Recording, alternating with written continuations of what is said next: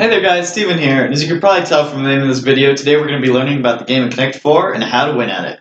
Except we're not going to be learning the basic stuff like get 4 in a row and you win the game. That's pretty simple considering the name of the game is Connect 4. Instead we're going to be talking about my 4 tips to make anybody a better Connect 4 player, regardless of who you're playing or under what circumstances you're playing. You could be playing your brother, your dad, your best friend, or your worst enemy really, and it doesn't matter. These tips are going to make you a better player so long as you follow through on them. So let's get started. So the first of these 4 tips is going to be to control the center. And control the center is, my definition of the center is these 3 center columns. Right?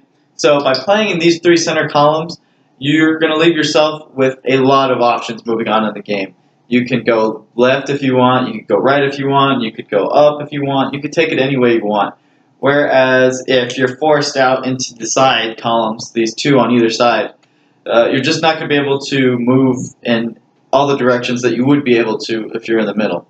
And defensively speaking, of course, you would want to force your opponent out into these outer columns just to kind of restrict their movement. As well, you free up more space for yourself in your side of the board. So that's basically that one. It's pretty simple. The second tip is getting above your opponent.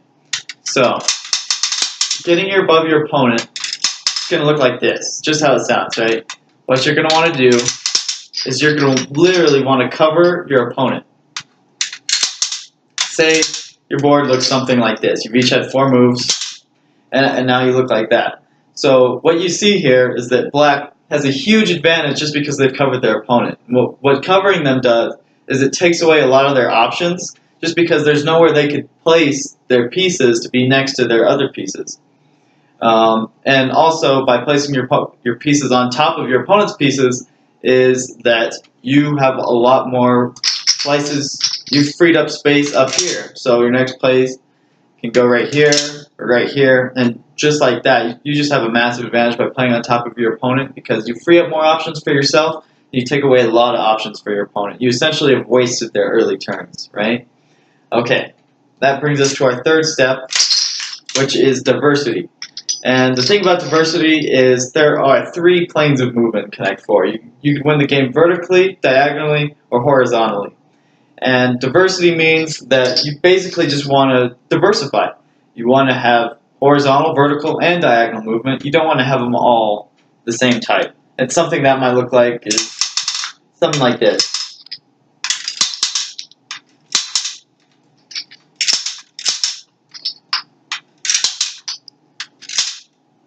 Yeah, something like that. You can see that both players are moving very diagonally right here. And the thing about that is that you just don't leave yourself a lot of options in the event that you get blocked. See, if black were to move there, red is kind of out of luck. They've wasted a lot of their turns, and there's nowhere else they could go with that, really. However, if you diversify and you move horizontally and vertically at the same time, it's virtually unbeatable if you were to get a large block of your own pieces all together like that, or anything like that, really. So that's basically all I mean by diversity. And that brings us to our final step, which is keeping connectivity. And this one's actually really simple, although it may look hard, so I'll give you an example real quick. So an example of bad connectivity on part of the red player would be something like this, where their pieces are all very far spread apart, and black's pieces are all together. Something that looks a little bit like that. You can clearly see here that the problem for red is that their pieces have been separated by the black pieces, and they essentially now have to either stick on this side of the board or on this side of the board. Whereas black can move whichever way they want, and they already have this nice foundation here in the middle to build upon. And that's just about all 4 of our tips right there. And of course, they all work hand in hand. If you do all 4, you're virtually unbeatable in the game of Connect 4, actually. So don't forget to hit that like button and subscribe. Thank you.